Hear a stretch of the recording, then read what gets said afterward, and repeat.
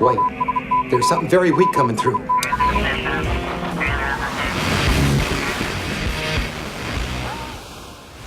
A long time ago, in a galaxy far, far away.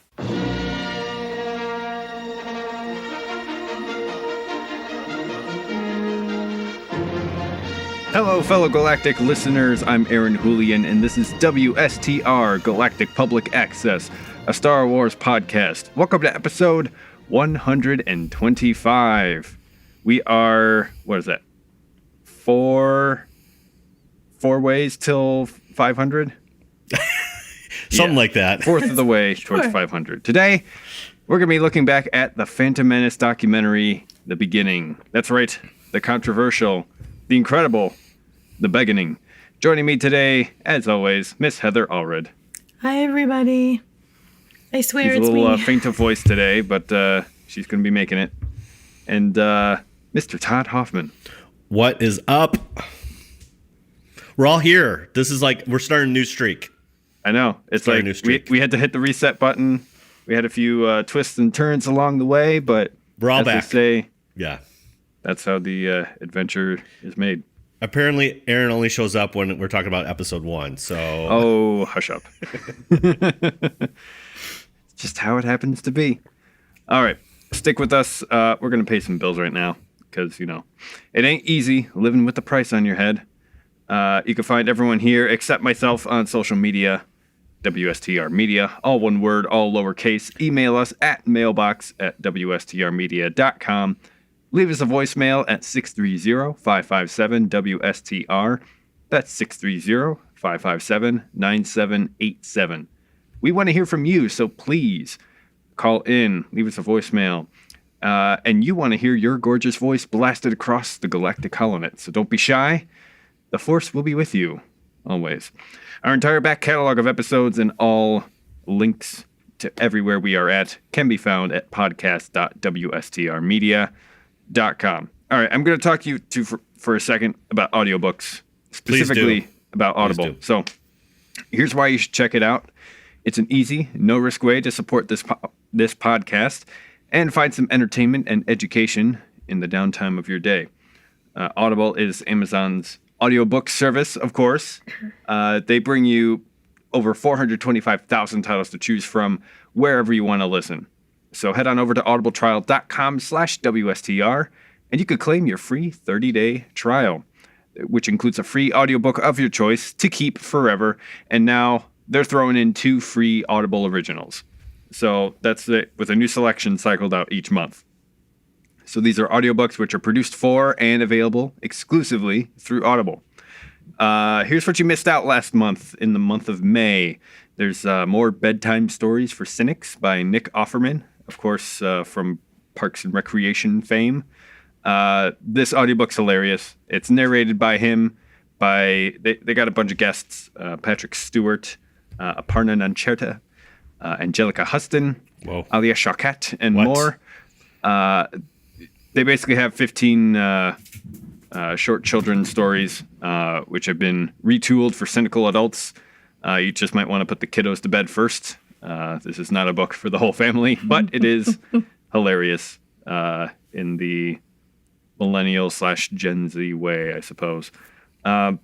You also missed out on The 3-Day Effect, How Nature Calms Your Brain. So This book is by science journalist Florence Williams and explains how spending time in nature for just 72 hours can make us happier, healthier, calmer, and more creative. How about that? So go for a walk, go for a camping trip for the weekend, spend 72 hours in nature, and that could just be a reset button for your whole life.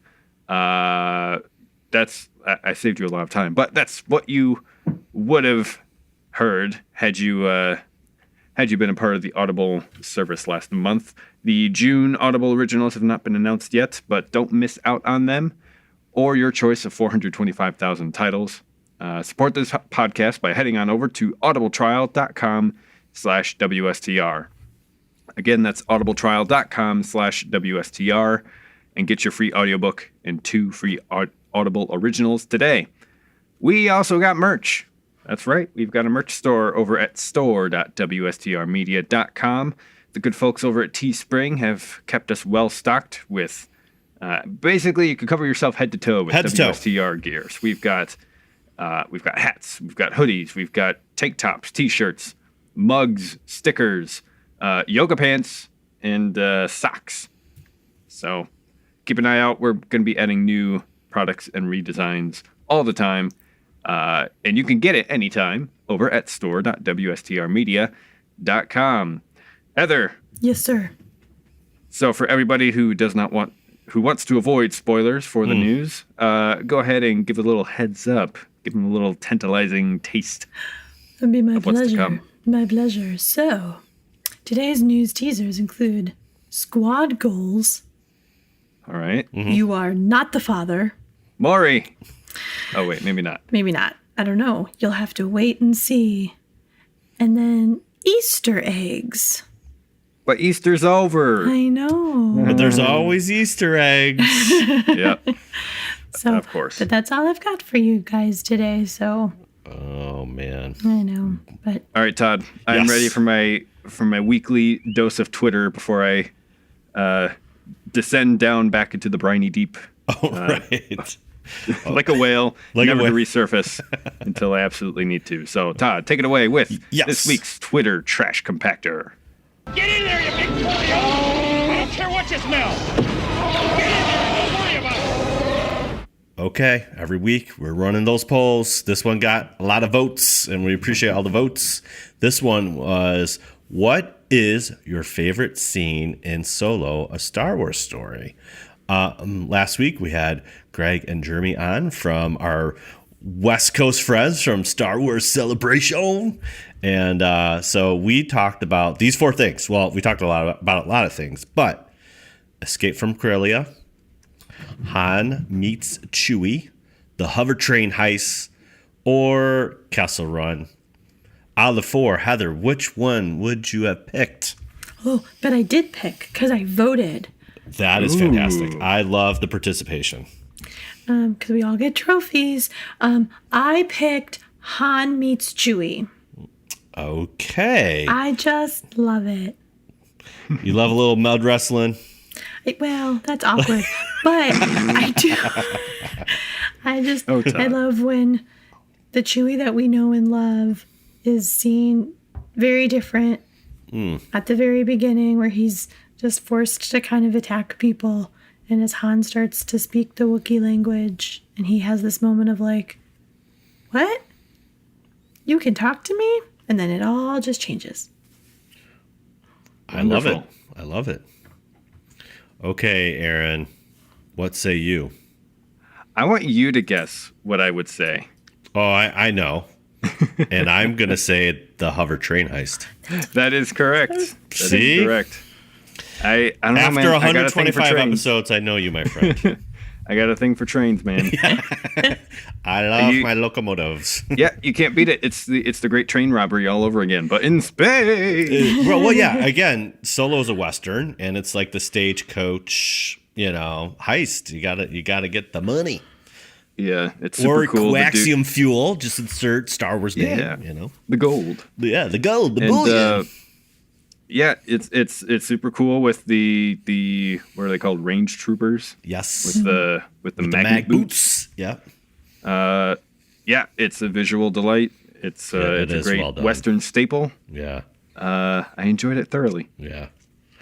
I picked Escape from Corellia. I just love that opening scene. I just love him in a speeder and getting around Corellia, and you get to see kind of the background, and it's the city's alive and the shipbuilding. I just really love that. And then just the behind the scenes, how they shot that from practical to special effects, it's really well done. And when you see all the different layers and how they put it together, it makes me enjoy it even more.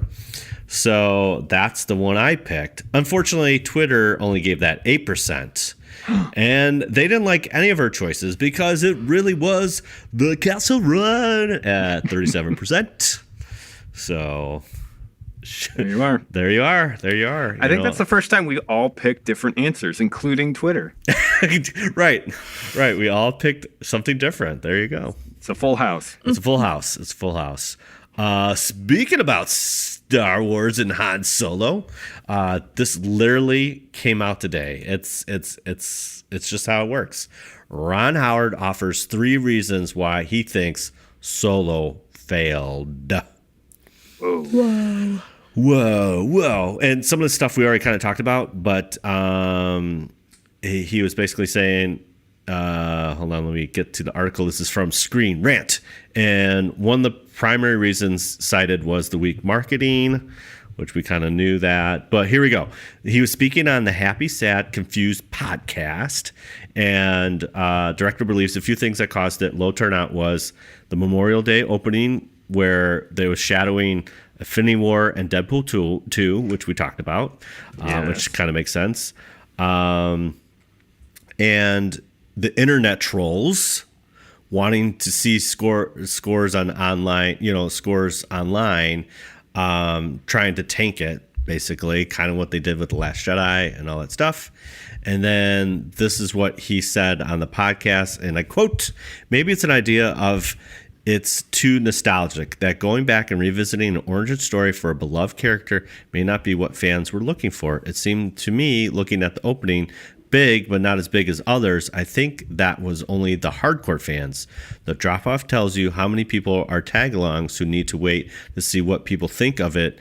If it's essential, it's a zeitgeist moving or not. It didn't hit the zeitgeist for whatever reason," end quote. So there you go. Just for the hardcore fans. Yeah.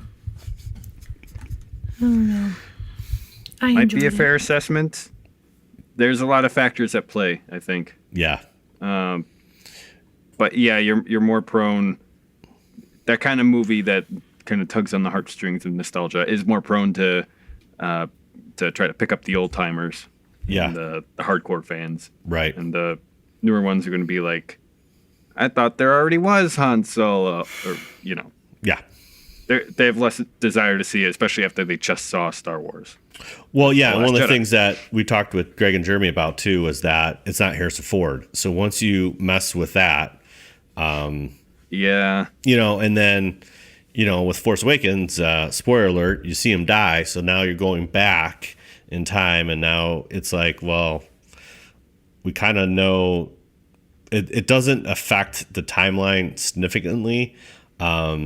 From a Star Wars perspective. I mean, there's some deep cuts in here, and the movie does take some chances, but as far as overall, Han and Chewie get together and they make a Kessel Run in 12 parsecs, and okay, cool. It's like Ron said, it's kind of like you kind of know the story, and it's nostalgic in a sense. So I enjoyed the film, but Yeah, the film was fine. I mean, every film has its problems, but it was fine. It's all fine here. We're fine. But yeah, you have a niche audience, and you're trying to make $500 million off of them. It's just like, you're just not going to do it. There's just not enough people. Yep. And also, it's like no one remembers young Indiana Jones.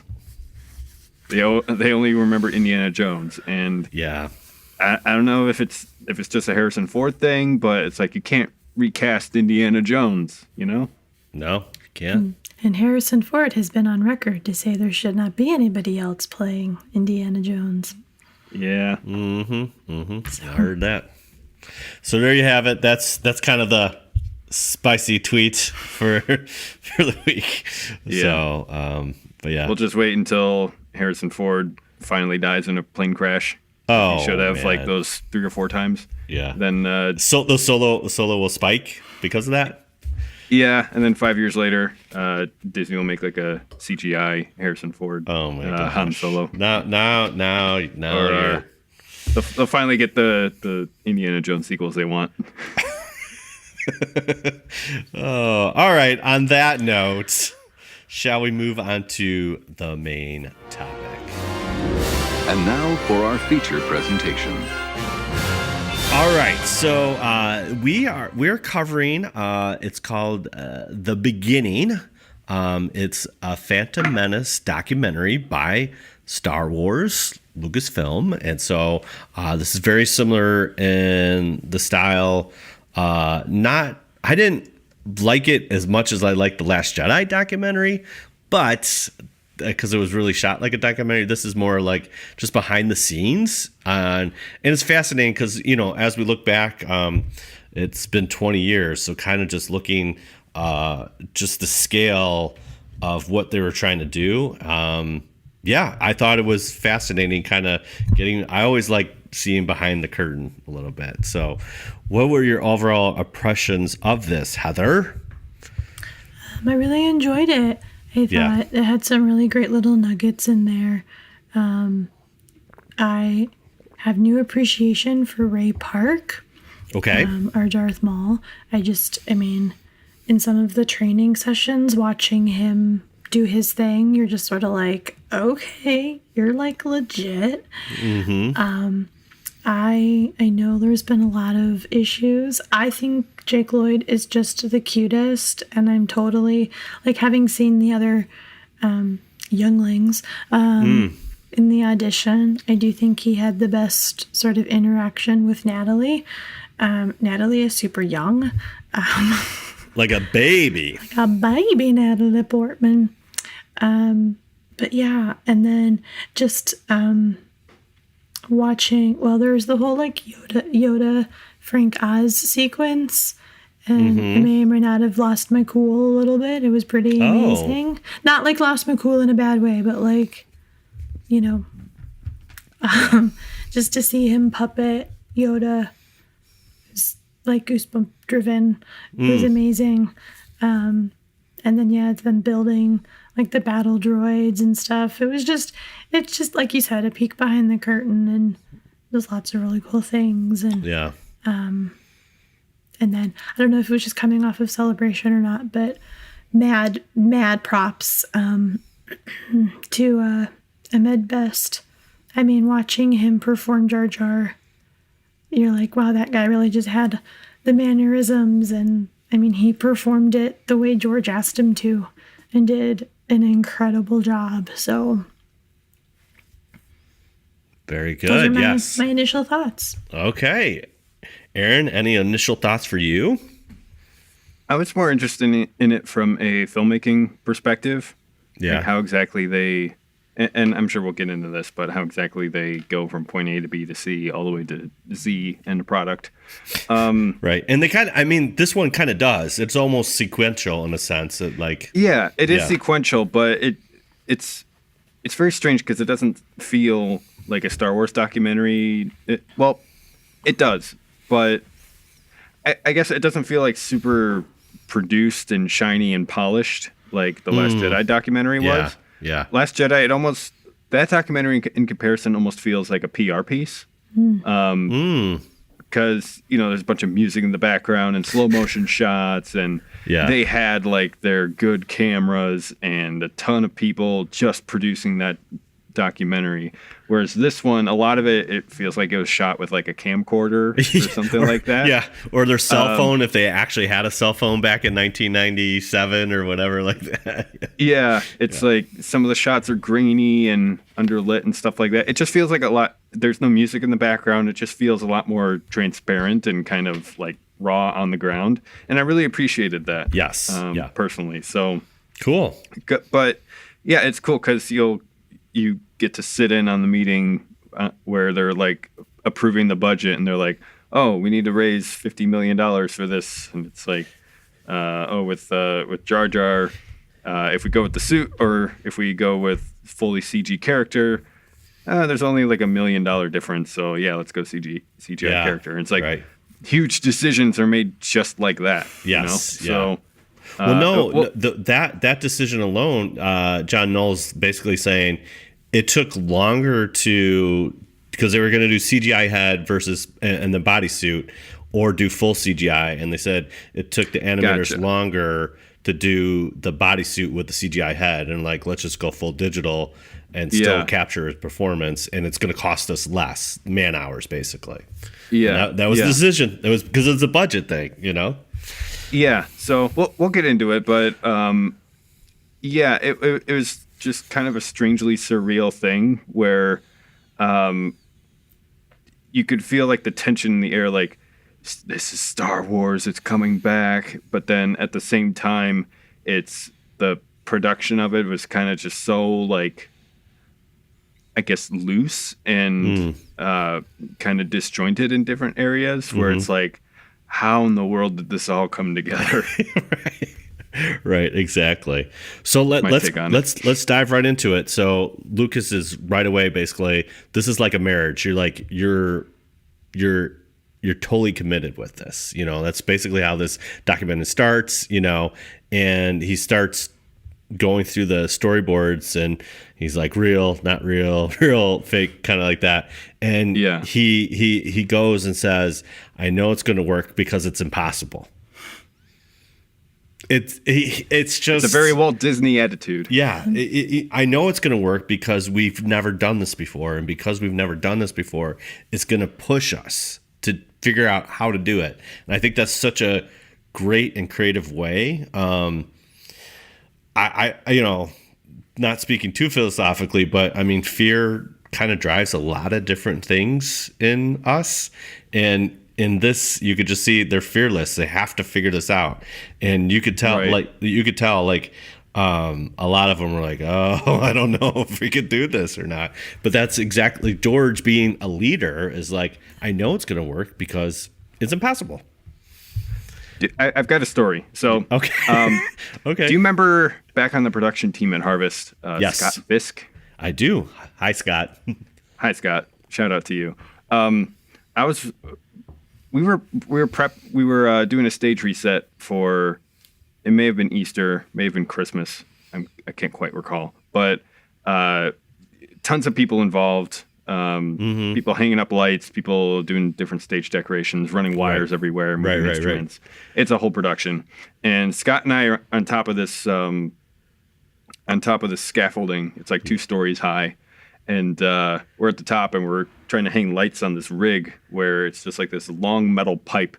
And we have to attach a certain number of lights evenly spaced out throughout. And one of the lights, we just had a hard time connecting, and Scott wasn't sure if it was going to hold. And so I asked him like, hey, is this going to work? And he just looks at me deadpan. He's like, it has to work. He's tying this thing off, and it's like, that's the attitude you have to take sometimes, where it's just like, I don't know if it's going to work, but it has to. Therefore, it will. You have to believe that it will work. Yeah, and I'm going to tie it back to Avengers. Here we go. I mean, when they're putting the plan in action for Infinity War, I mean, him and Black Widow, him referring to Captain America, I was like, it's got to work. I don't know. You know, there's nothing else. If this plan doesn't work, I don't know what will, you know? So it's like, it just got to work. So there you go. A good leader. It's impossible, but we got to do it, you know? I really didn't think about this until he said it, and just how he said this film is like poetry, or it has beats. Anakin's story is an echo of Luke, you know? And we kind of talked about, I was very mad and miffed about him sticking on Tatooine, but Heather reassured me it's just like Anakin, and here George Lucas says it too. So thanks for that, Heather. Me and George were like super connected. Right. Heather touched on this. They go into the auditions. They have 3 boys. They're doing the initial scene of when Anakin and Padme meet. They bring in Natalie Portman, and she looks young, man. I'm like, okay. And it was just very interesting to see the 3 auditions, and I think she was only like 17 at the time. And everyone, you know, it's just so funny how everyone is like staring, and you know, they just show everybody like they know the pressure of picking the right kid for this, you know. Mm-hmm. Yeah. And then they show like Jake Lloyd signing the contract, and he told the kids at school he's going to be gone for 3 months for this, you know, summer. And they asked him, well, how much do you think this movie's going to cost? He's like, or $50,000. Yeah. Did you think they were coddling him a lot? Yes. Oh yeah. I got that impression. Yes. Like nobody wanted to say anything against him. Yeah. Or like just speak to him straight, you know? Yeah. And I'm not sure what that is. Maybe it's the whole like the chosen one thing, or is that just Hollywood kids like, oh, you're so good, Jay? I don't know what that is. I definitely got that too. It's like, dude, this is like too Leave It to Beaver, like too like clean, you know? Yeah. But then they kind of take it. They kind of take it to the studios, and I was like, they start throwing out numbers. It's like 600 people working 24 hours a day to construct all these sets. Yeah. So they, I guess, rented a Rolls-Royce factory. Yeah. Because that's a thing you can do, I guess. And they just cleared it all out, and they're like, we're going to use this entire factory, all the floor space, to build sets and have it be our studio. And they had a ton of people working in shifts 24/7 to make these sets because they're going to be shooting in like a few months. Right. And you know, it goes back to our, you know, when we were looking at the 20-year anniversary, I mean, there's a lot of practical sets in this. It's, you know, it's not all CGI, and just the fact that there's so many different people working on this film, it just goes to show you like there is still a lot of physicality with Phantom Menace. And here, to Aaron's point, you know, it's this dark, rainy thing. They're in the parking lot. Here's good old Steven Spielberg and George Lucas, like two old buds, you know, and looking at the battle droid, and you know, Steven Spielberg rips off the arm, and he's like, "Hey, this dangleweed," and George is like, "These are the Googans," and they fight with the, you know, I just love that little interaction with them too. I just love that one. They're just two grown adults having the best time of their life, making films. Right. And then they kind of move on to it. It's the secondary. I think it's Rick McCallum and the secondary director. I forget his name. And George and the, you know, the secondary director is kind of just asking like kind of questions like, "Hey, do you say action, or do you want me to say cut?" And George is like, "You know what? If I don't, you just do it. And most of the time, I'm going to be in the corner looking miserable and quiet." George is a very strange director. I was like, how do you walk into a studio and like witness this guy looking miserable and quiet? Like, do you sit there in your brain being like, are we all going to get fired? Like, what is he thinking? Does he need a cup of coffee? What's going on? It's funny you say that, because that's kind of the vibe that I got from all the crew members throughout this documentary. Yeah. It's like, there's like this hush that comes over when George Lucas comes to the room, and like nobody wants to say anything to cross him, and it's like, I think there's a ton of pressure. We touched upon this before. I mean, there's just a ton of pressure. No one wants to cross him because he's George Lucas. You're literally trying to create lightning in a bottle again, and it's so hard. It's so hard, you know. They're in the production meeting. We talked about this, looking at spreadsheets, looking at budget, and then Rick McCallum steps out and is going to talk to Ewan, you know, and patch him through. And then Rick McCallum is hilarious. He's like got a sailor mouth, you know, and he's like, you know, he's like telling like Liam's on, and dude, I'm so effing happy that it's so brilliant. You're gonna be here, and you know, that would not get into a Star Wars documentary today. Right. But then Ewan is like straight up got this long hair, and he comes in and he's got like Anakin Episode 3 hair. He does. Yes. And it just seems I am equally more impressed too, just because of the way he regularly talks and how he's portrayed, you know, his progression in the prequels as far as how he gets closer to, you know, Sura Guinness on Obi-Wan. I'm just so amazed by his dialogue and his dialect, you know, just like, dude, this guy's on top, you know. And because he's got a pretty thick Scottish accent, but then he like he softens it into Alec Guinness's dialect, and it's like, Oh, it's like it's kind of like a subtle shift, but it works. It works. And then Lucas's daughter steals some of his hair, which I thought was hilarious. Puts in like a little baggie, and Lucas is like, "That's enough. That's enough." You know. Wow. Yeah, I'm trying to think other cool. Oh, when Ewan picked his lightsaber that was so cool. That was amazing. You know, he's looking at this one because he's already been practicing, you know, but then he's working with a stunt coordinator and he's like, yeah, this one feels good. And you're just like, dude. Yeah, they got like 5 people around the box. It's like locked, like custom molding inside. Yeah. And they just have a bunch of lightsaber hilts. Right. Like, all right, you get one. Yeah. The first script reading wasn't as glamorous as The Force Awakens. In The Force Awakens, we had a nice little shot, you know, of all of them. They have couches, and it looks all chill. This one is just a table, and there's Rick McCallum again. Yeah, they're in like a hotel conference room. Yeah, explaining to Kidster right next to him is like, hey, this is like Darth Vader when he was a boy, you know? Like, Kidster, I forget the kid's name, but he's like, oh, okay, sounds good, you know?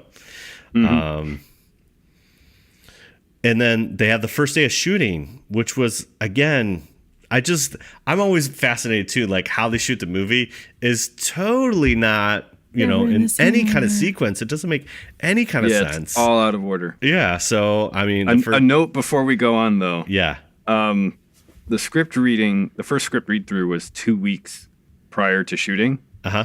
And the whole script was not done at that point. Yep. So I'll bring that up later, but I want you to stick that into your brain.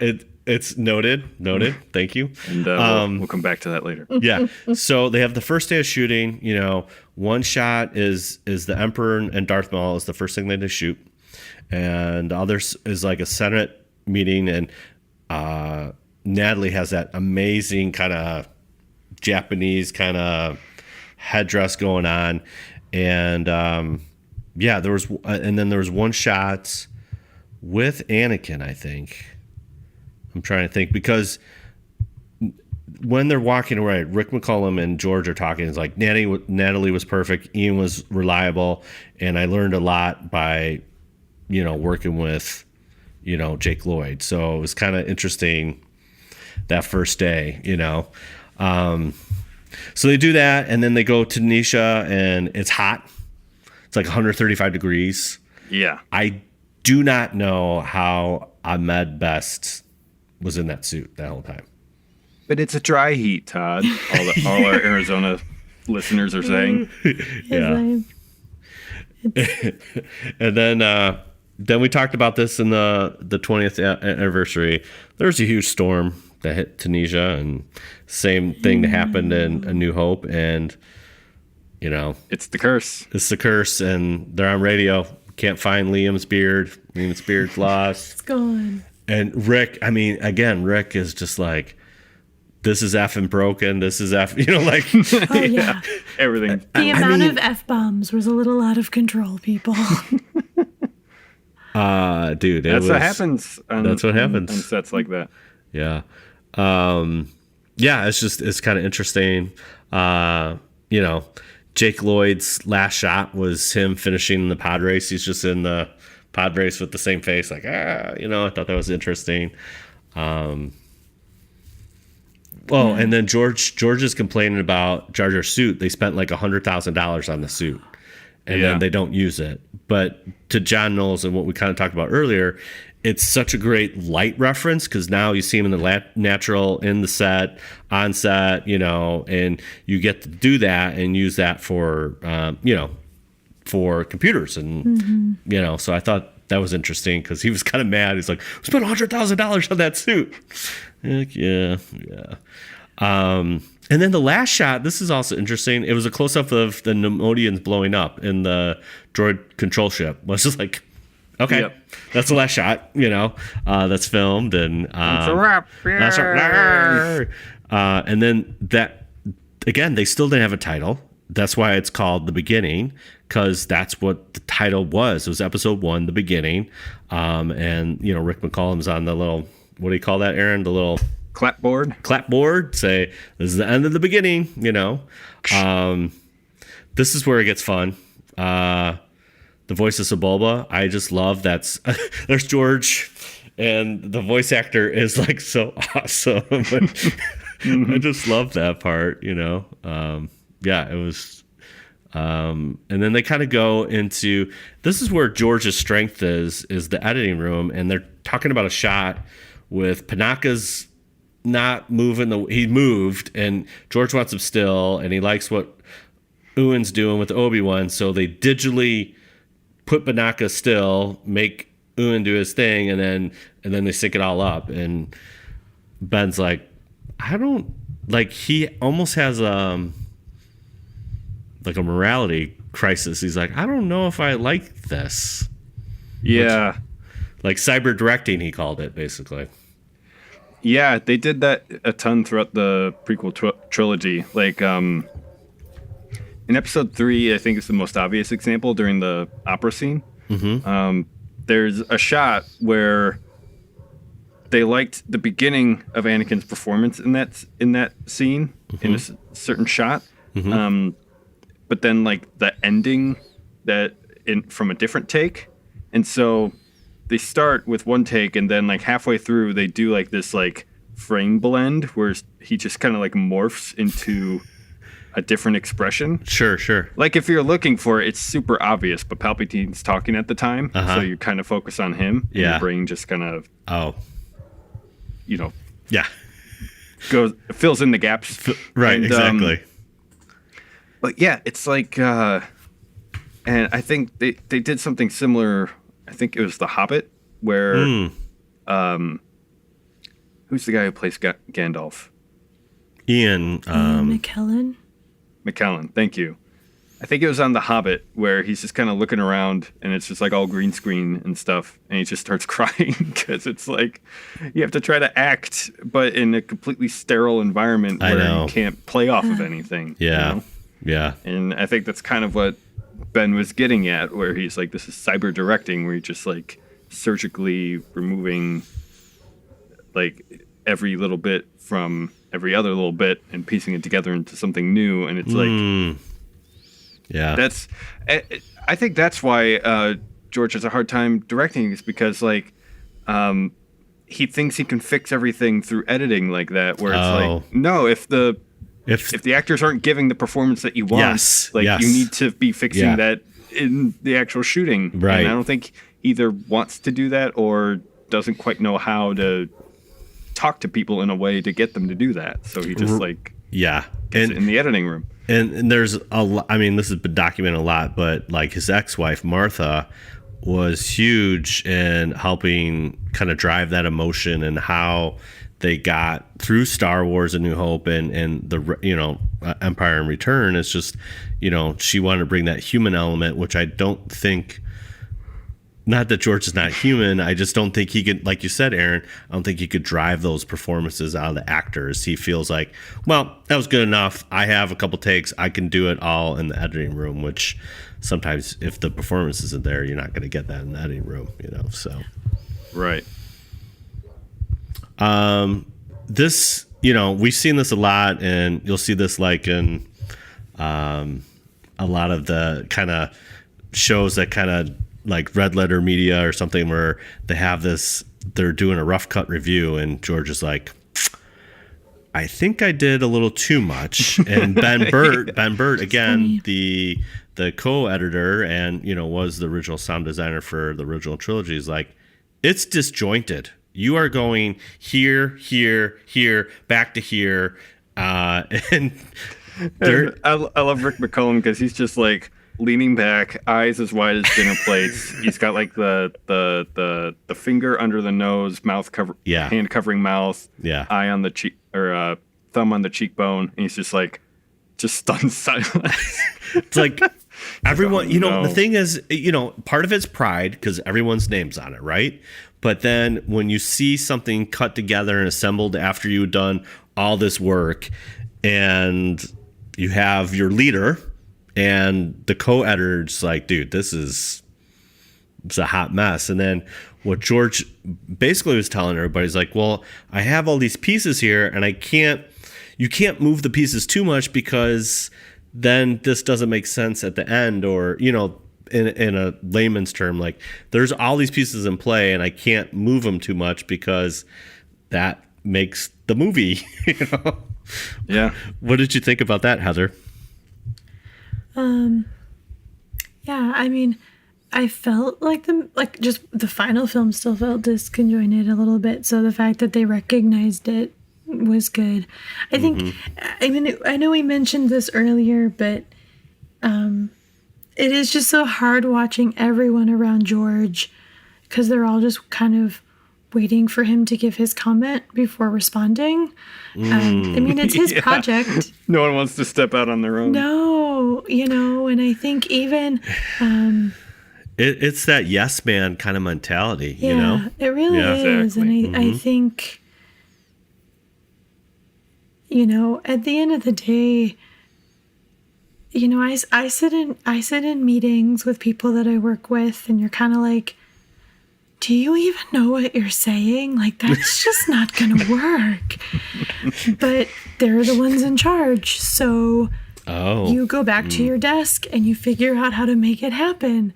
Yeah. And then you just hope that his greater vision, like he had the bigger vision. And so, like you guys were saying, he does the actual directing, but until he visually sees what he's wanted, maybe he doesn't know how to make it happen until the editing room. Because he's so in the moment that he doesn't have the ability to process it that quickly. Yeah. I don't know. I mean, I'm not trying to defend him. I'm not trying to throw people under the bus, but I do think it's interesting. Just telling because, like, you know, 2 weeks prior to shooting, they already have all these sets built and stuff, and it's like, oh, the script's not done. Yeah. You have to rush to get it completed. Right. It goes back to, we talked about this before. It's like, no one got to look at the script and actually read it from start to finish. Mm-hmm. And I really felt like if they brought in somebody to help him write the screenplay, this movie would have been even 10 times better. You know, like everything's in play except that script. And like you said, Aaron, it's coming hot off his pencil notepad. Right. Yeah, it's just no one got to see the whole picture. But like George himself said, no one's going to be looking at anything because they only care about the music. Well, I'm telling you what, though, seeing John Williams and them doing Dual Fates, it's too good. It's too good. You know, and then George kind of throws this in here. He's like, I love the chorus, keep the chorus, and it ties into the third film. And I'm like, you know, he's already thinking about that. Mm-hmm. I really like, you know, again, George is a visionary, but I think sometimes he has a hard time letting everybody else know what he's thinking, you know, and that's why they're like, oh, I don't know, you know. Yeah. The other thing, here's another Rick McCallum moment. So they show him going into opening weekend, you know, they show a little, like the buzz again. The buzz was insane. And here's Rick McCallum. He goes into opening night and like, this is effing awesome. Yeah. He's a character. I just love Rick. And then I really do like how they end then they end the documentary with like him starting episode 2, writing the script on his notepad. And I'm just like, that's really where it all begins. You know, the machine has to keep on going. You know, if you're going to you just finished and put all that energy in, but literally because of the way this is designed, you have to continue, you know, and now he's scripting out episode 2. So I thought it was good. So any final thoughts or any favorite bits? I don't know if I have anything else. The one thing we didn't talk about that I loved was they were doing a test shot, and there's Ben Burt in a pickup truck with a rod puppet of Jar Jar. I was about to say that, yeah. That was priceless. I just love that. They were just, you know, like trying to get the head movements and what it would look like, and I just love that. You know, and we did talk about in our 20th episode about all the models. There's a great shot of one of the pod racers, and they're shaking the table, and they have like a little explosion bit going on. And I'm just like, dude, this is fantastic. Now that you go back and like, okay, that's when the pit droid went in through the engine and all this stuff, and it's all models, and I'm just like, okay, my mind's blown. Yeah, it's pretty sweet.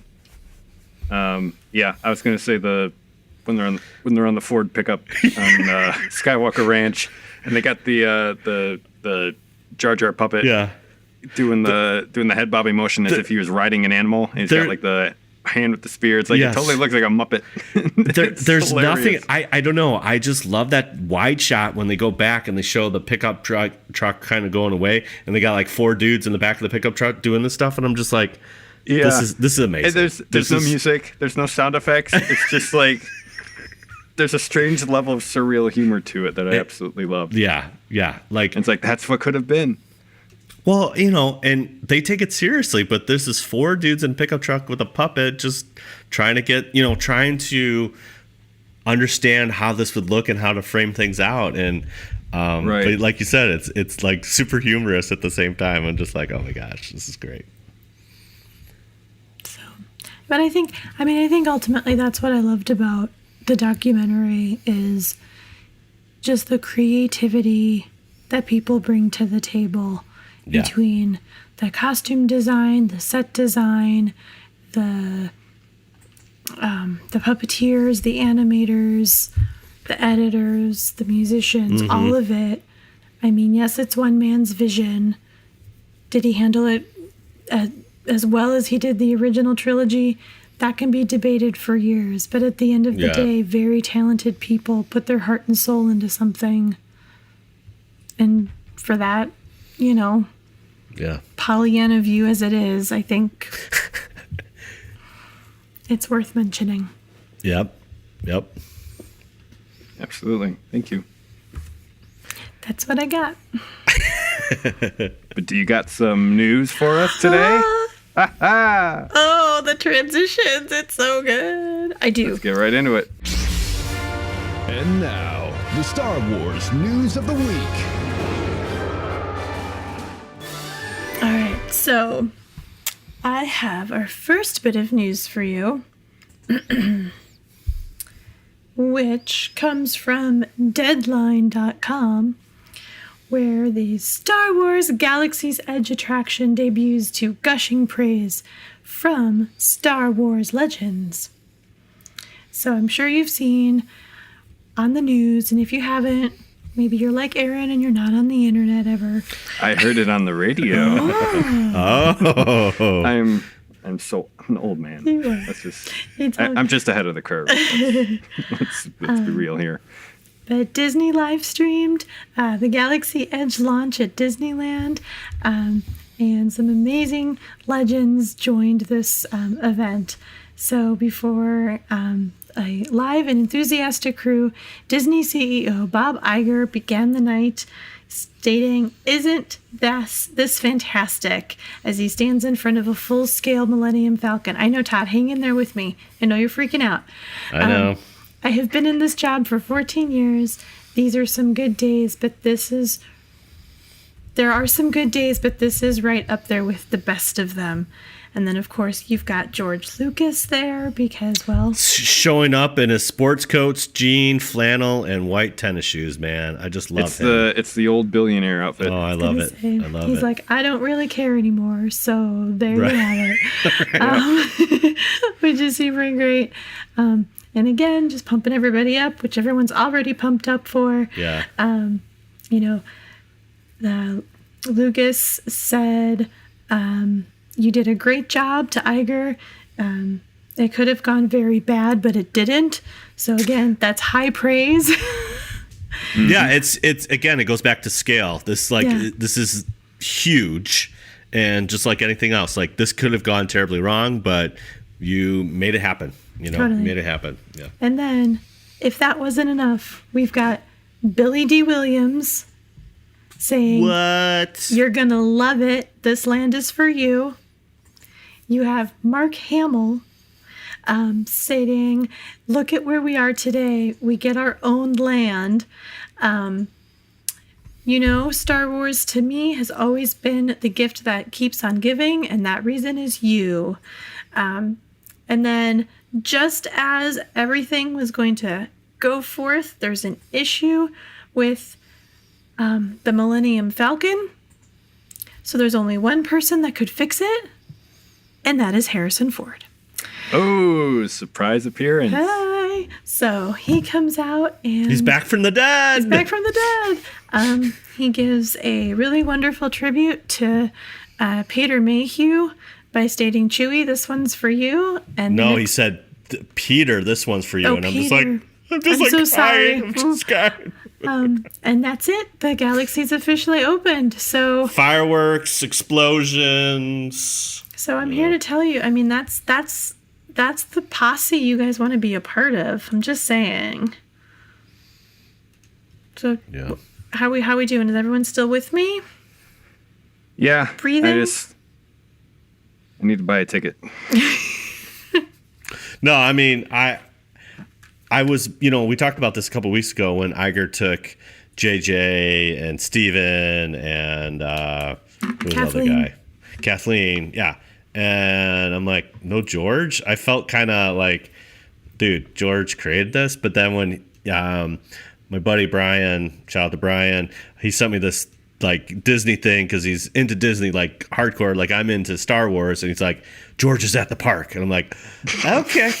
Like he shows George, like this is like during the day, and so I kind of knew this thing was going on at night. I'm like, he's gonna show up, and I didn't stay up because this was live stream. Like I think this obviously is Pacific time, so I'm like, I'm not staying up, But in the morning, I watched the whole thing, and I was blown away when Harrison Ford said, "This one's for you, Peter." I'm like. It was almost as good as like Chewie, we're home, from the Force Awakens trailer. I'm just like, dude, that was awesome. So, excellent. All right, well, let me move us forward, you guys, to cinemablend.com that states there's a wild Star Wars rumor about Rey's parents. What? Wild? It's wild. Wild? What is it? Wild space. So. We're all really excited. We're all really excited about all the Star Wars things. And as The Rise of Skywalker is now only just a few months away. Less than 200 days. There you go. The major new thing is Rian Johnson revealed in The Last Jedi that Rey's parents were nobodies that abandoned her on Jakku. But some fans thought this might be a red herring. So the new rumor swirling about town is that her father is none other than Han Solo. Yeah! Ooh. Oh, okay, that was very different reactions from my podcast friends. So the rumor came from the Making Star Wars Patreon podcast. That Han is Rey's true father. The story is that Leia was busy training with Luke. In the wake of Return of the Jedi, Harrison Ford's smuggler had an affair leading to the birth of the sequel's trilogy hero. Gentlemen. Ouch, scandalous. Scandalous. Okay. So our responses I don't think this is real. I don't. I don't think the timeline works, actually. That's just me. Aaron, do you have thoughts? Aaron's trying to do the math in his head. Like, there's no evidence for this, so I don't care. Okay, done. Well, let me then leave you with this, because the article continues to say, if Han Solo were Rey's father, it would make a great deal of sense. He served as a mentor and father figure in The Force Awakens, and the two characters hit it off quickly. What's more, Rey's piloting of the Millennium Falcon came extremely easy to the emerging Jedi. She's still the person in possession of the iconic vessel and has a close relationship with Chewbacca. So I'm just going to leave it there. All right. But I kind of agree. I don't really know that that's where this should be going. I think it's more the result of her being a poorly written character who is just good at everything, and everybody loves her, and it's more. I think it's more a result of that, because you'd have to assume that being good at piloting the Falcon and being friends with Chewie and being mentored by Han, like those are all like characteristics that are passed down genetically. I don't buy that. Yeah. There's enough like you have the blood of the Skywalker clan in you. That nonsense throughout the series. Like we don't need more of this. Okay. It's not even like Force had anything to do with the Force, that you could write it off like that. It's just it's correlation without causation. Mm-hmm. All right. All right. In my opinion. What do I know? That's probably going to be the mind-blowing twist. There's a in episode twist. 9. All right. Well, I got one more for you guys. So Do it. mynews13.com out of Orlando, Florida, has 5 Star Wars Easter eggs to look for inside Galaxy's Edge. Okay. All right. We all know that when you go to Disney, there's hidden Mickeys. We know, too, with most Disney movies, there's little hidden Easter eggs of other Disney movies within Disney movies. So why wouldn't they put Easter eggs in Galaxy's Edge? Yeah. Right? So, when visitors step into the planet of Batuu, they enter Black Spire Outpost, a remote port that's home to traders, smugglers, and even members of the First Orders. They have the chance to see larger-than-life replicas of the Millennium Falcon, come face-to-face with stormtroopers, and even try blue milk. But there's so much more. So, located throughout the land are Easter eggs that reference past Star Wars films and TV shows. So, I don't want to list them all because I don't want to ruin it for everybody. Okay? Okay. All right. So Tease them. I'm gonna do a news teaser within the news segment. Oh, wait, It's- I can't handle this. It's Inception. Going too deep. Let's go. We're 3 dreams in. Let's go. So I'm gonna say Jabba. Okay.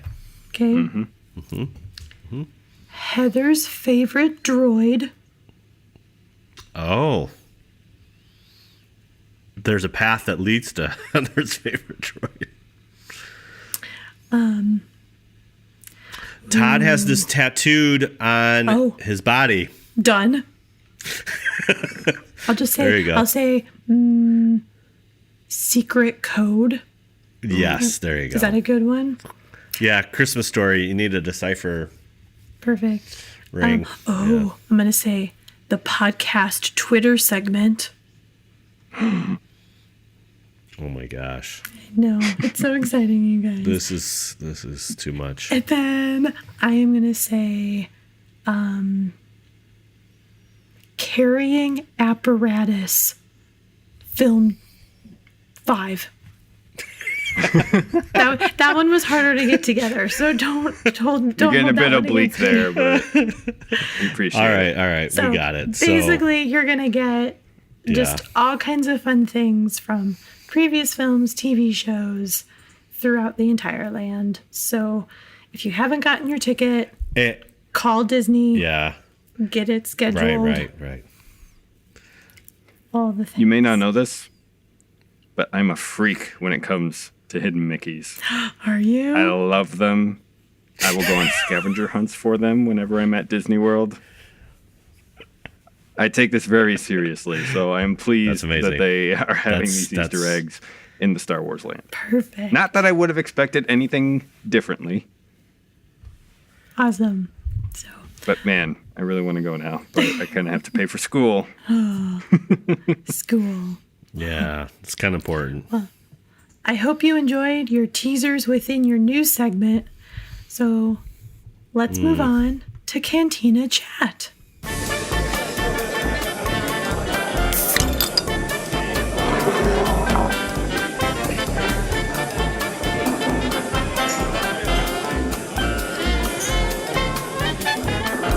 So, Mr. Aaron Julian. That's me. What's up? Oh man. So this I'm kind of sharing this with Todd unless he has something else secret that he's not been telling me. It's like a combo. This one will be a combo deal. Okay. Yeah, so this past Saturday we went to the I took the train out. We went to the Joliet Library Star Wars Day that they have every year, and it was a hoot. So this was my first time there. Todd, this is old hat to you. That's right. But, that's right. But yeah, so first things first, I was checking out the website like the day before and saw that they had a phone number to call if you wanted a media pass. So I just called them up and said, "Hey, I'm on such and such a podcast. I'll be taking photos and video. I'd love to get a media pass. What's involved in that? Is it too late?" And they're like, "No, we'll get you set up." And she didn't ask my name or anything, so I mentioned that to her. And she's like, "Oh, I got your name from the caller ID," and she spelled it out. And I'm like, "Yeah, that's right." That's awesome. It's kind of creepy. But whatever. Whatever.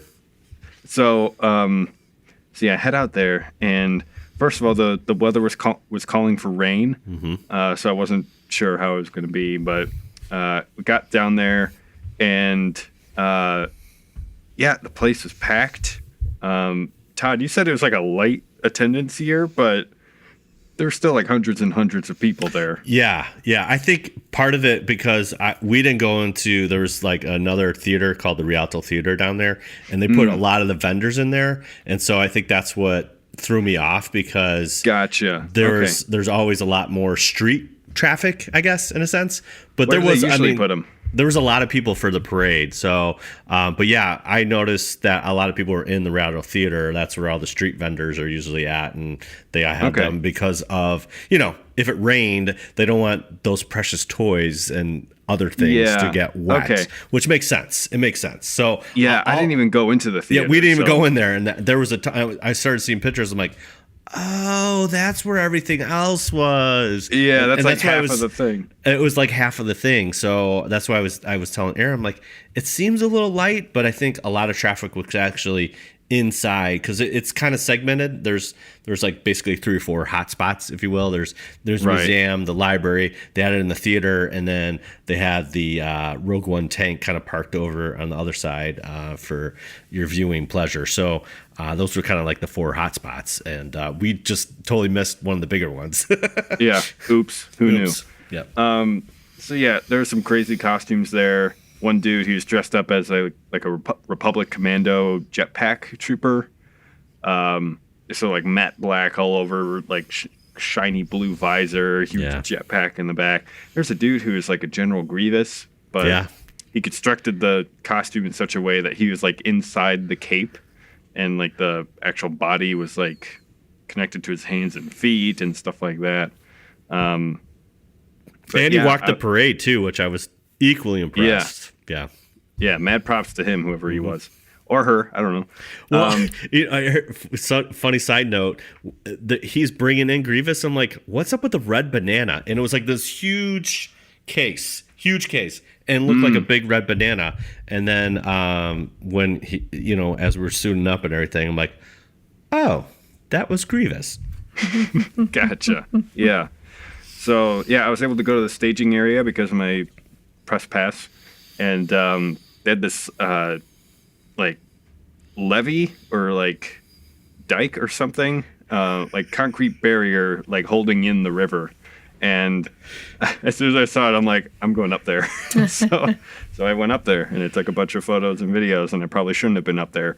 But no, that was the best part because I'm walking with my buddy Joe, and I'm like, who is that dude taking photos up there, and I'm like a half a mile out. I'm like a half a mile out, you know. And I'm like, I see somebody up there. I'm like, that's awesome. And I get closer. I'm like, I know him. He's a friend from work, you know. Yeah, exactly. Yeah, the only other person I was even more happier. It was Aaron. Oh, he man. was just taking all these pictures, and I was like, yeah, it was pretty sweet. Yeah.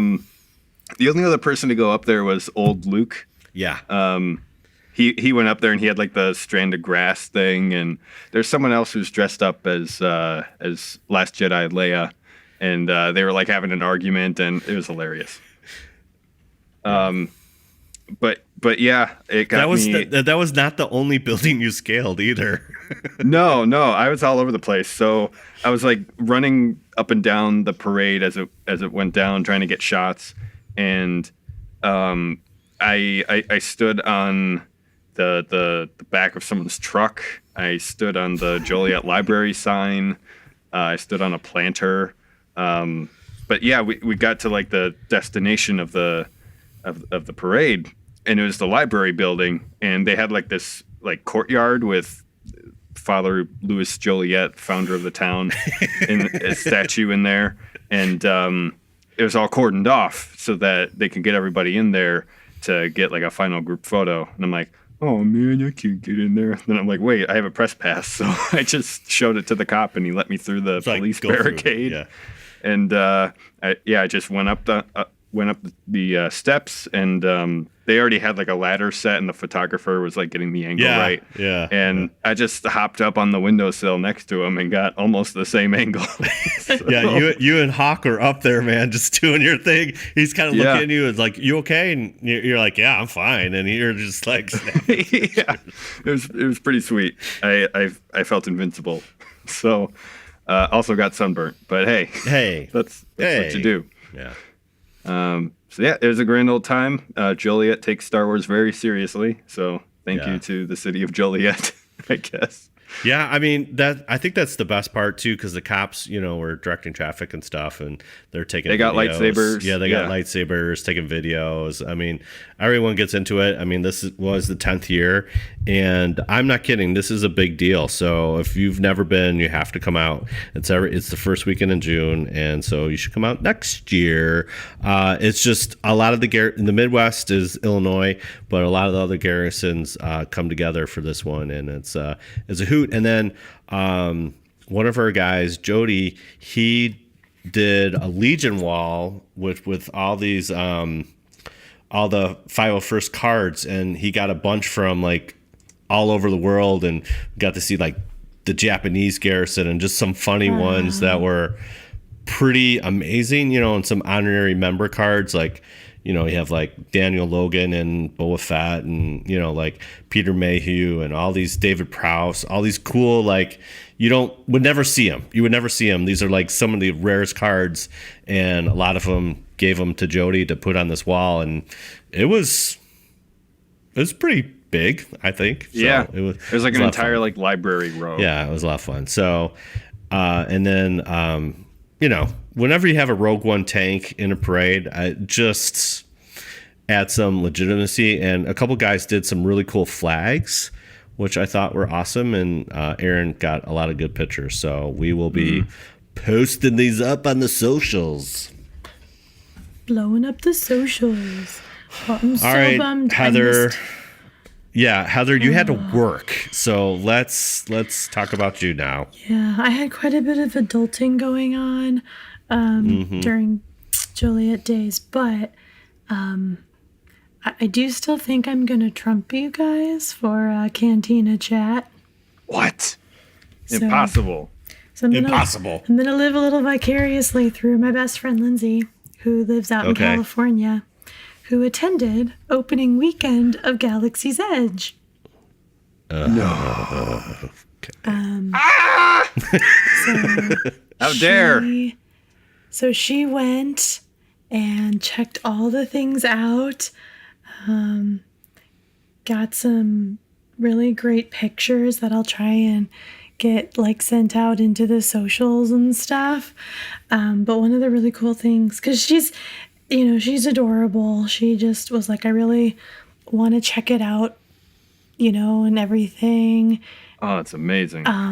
But because then she's like, all right, Heather, it's opening. So what can I get for you? So she, so just for those, out there, they, do have a couple like limited release opening things. So if you're able to go to like opening for Florida, they've got some just really cool like limited pins. Oh my gosh. The one she got me has the Millennium Falcon on it that I'm pretty jazzed about.